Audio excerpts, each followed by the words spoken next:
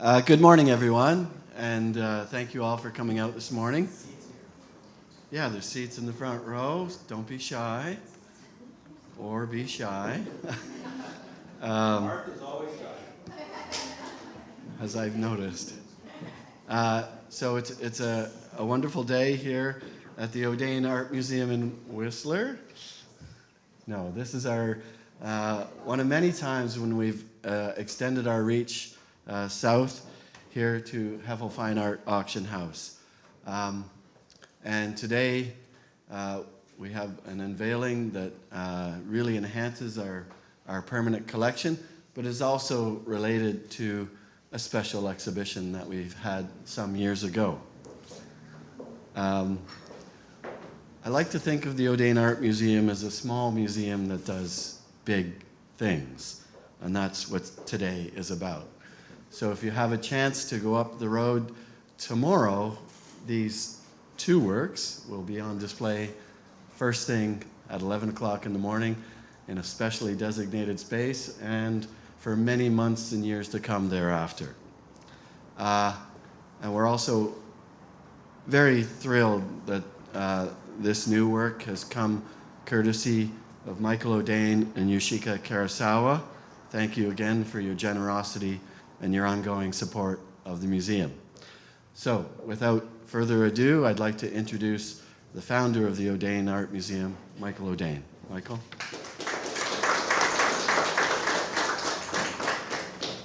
Thank you, Curtis, and it's great to see so many old friends here this morning. And I'm just missing John Mackey. Did he? Is he late? Did he show up? Okay, well, he should show up. It's going to be fun. It's a while since I looked at the watercolor that we're going to be seeing. I think the first time I saw it, really registered on me, was when Emily Carr had an exhibition in London at the Dulwich Picture Gallery, and that was a wonderful event. And I hadn't realized that she had done a watercolor of the scene of the Haida Canoes. I'd owned the oil that was done in, was it 1911 or 1912? Which one was it? 1912. And the watercolor, I believe, is dated to 08? Yes. 1908, yeah. So what can we say about Emily Carr? I'd just like to emphasize that she is the best known artist in Canada. When they did a survey a number of years ago right across the country and asked people to identify a Canadian artist, it was Emily Carr that came up on top, whether the survey was in Nova Scotia, or Quebec, or in Saskatchewan. So she's a very well-known artist. Actually, I think she's a great artist, not just a great Canadian artist, but a great world artist. In my opinion, if she had gone on living in Paris, she was in Paris, if she'd go and come out to the coast and then gone back and shown her work every year, she would be considered one of the great post-impressionists. I like many people growing up in Victoria, I didn't take much notice of her when I was growing up. My parents disparaged her and said she didn't know how to use colors. She got her trees wrong and this and that. But anyway, it was only after my having the opportunity to travel the world a bit and spend time in museums in Europe and New York that I came back to Vancouver, and I had a free lunch one time, and I wandered into the Art Gallery in its former building on Georgia Street, not the present one, but and I spent about a half an hour with Emily Carr, and I came away just thunderstruck at her capability and all that. So the other thing that we should know about Emily Carr is when you study the life of great artists, you'll find that they always pushed themselves. They always moved on. They never developed some sort of material that the public enjoyed and stayed static. Think of the artists that you know, from Picasso or whoever you know, or even Rembrandt. They push themselves into new media or into new styles and that sort of thing. And that's what Emily, of course, did. And this unveiling we're doing today illustrates how, in a short period of time, a space of about 4 years, Ms. Carr had transformed her artwork, transformed itself due to the experience that she had in France. And later on, of course, we all know that Emily stopped painting for quite a number of years, but when she started again in the 1920s, new styles and new artwork, and so it was to the end of her life in the early 1940s. The one thing I particularly draws me to Emily Carr is, as a British Columbian who's lived on the coast for most of my life, I believe that she is the most superb painter of the West Coast forest. No one is able to capture the mystery of the deep forest as Emily Carr, whether it's in those huge boughs ahead and dark corners of the forest, or whether it's in the delightful glades that are filled with sun in between. And so that's just telling you, I'm just telling you why I'm so drawn to Emily Carr, and because I've enjoyed the forests for most of my life. I've been very privileged to live in this part of the world, and I think Emily Carr is the greatest painter of the forest. In terms of her encounters with indigenous people, we all know about that, and she was unusual in that respect. That she felt that the indigenous tradition in art making had a lot to recommend itself, and was worthy of being considered a great art form. And she early on, of course, was involved in a mission, in a sense, to depict the villages as they were in the 2008 period. And so we have all these wonderful pictures of villages and which have long disappeared, and in some cases in many cases been overtaken by the undergrowth and the forest.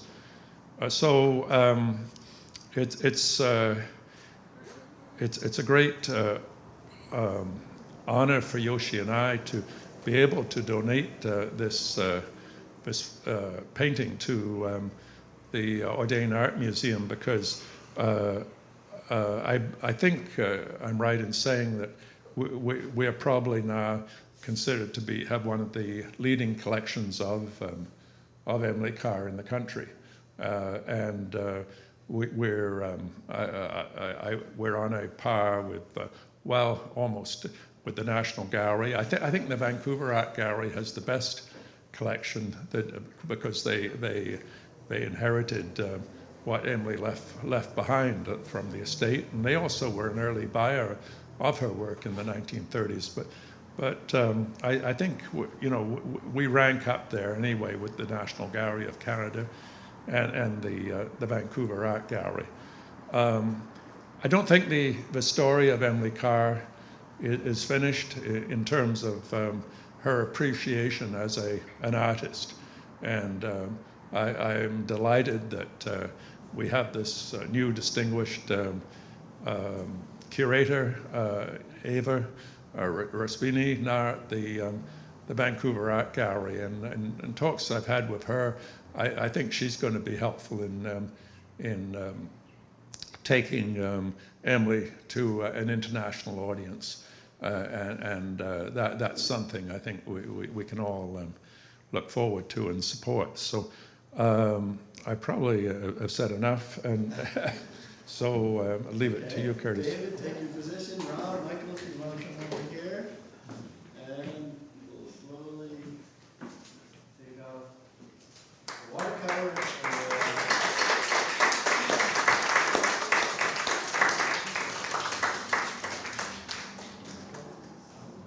And now also, Heffel Fine Art Auction House has been a mainstay on the Canadian art scene for many decades now. I've been coming here since the late 80s. It's always a wonderful exercise in seeing the strength of Canadian art, and they have single-handedly been critical to raising the Canadian art scene, not only in Canada, but internationally. So it gives me great pride to introduce Robert and David Heffel. Thank you, Curtis.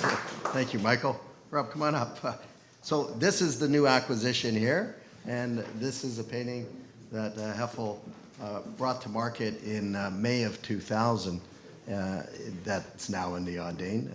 It was consigned by a Mrs. Audain McAvity here in Vancouver. She was the great-granddaughter of Sir Douglas Duncan, and she shared some intimate moments that she enjoyed with this painting. Emily Carr was a very good friend of her mother's and was a regular guest for Sunday dinners. And in the dining room, this painting hung in the Oland House over in Victoria. And when it was brought to market that season, it was a bit of a media frenzy. Mrs. McAvity enjoyed telling her journey with this masterpiece. And fortunately, we had competitive and both national and global or international bidding on this painting. But Mr. Audain and Yoshi were the successful bidders and acquired it, later to be donated to the Audain Museum after spending 2 generations in the McAvity family. Thank you, David. Right, so wow, I was blown away when I saw these 2 paintings together here again in our gallery here in Vancouver. And as David said, we sold the oil in the year 2000. That was a momentous occasion. And so the oil had an illustrious provenance, and the watercolor that the Audain, Michael and Yoshi have recently acquired also had an illustrious provenance. This watercolor was owned by Emily Carr up until, she painted in Alert Bay, obviously, of 1908, 1909. She had in her collection all those years, and that went, 1945, it went to Dr. Stern, Dominion Gallery, who ended up handling a portion of the estate. The other portion, as Michael noted, went to the Vancouver Art Gallery. So this piece was in Dominion Gallery in 1945. In 1947, it was acquired by a Vancouver family, and it remained in that collection. It went down to the family's daughter. She had it for many years. It was here right here in Vancouver for many years, and 2 generations had it. And then in 1912, it changed hands to an important collection here in Vancouver. And then just recently, this May, luckily for us, Michael and Yoshi acquired it, and so that's the illustrious provenance of how it ended up here. And I'm going to let David summarize the. We're going to say it's just we're all so very fortunate that for infinity amount of future generations, these 2 works have been reunited since they were together owned by Emily Carr, and it's just a wonderful, wonderful day to celebrate the reunion of these 2 masterpieces. Okay, thank you, Michael.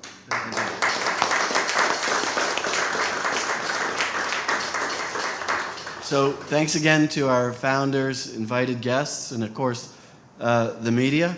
And in the media, if you want to talk to Michael afterwards, myself, Robert or Dave, or our own in-house car expert, Kiriko Watanabe, we're all available for interviews. Thank you, everyone.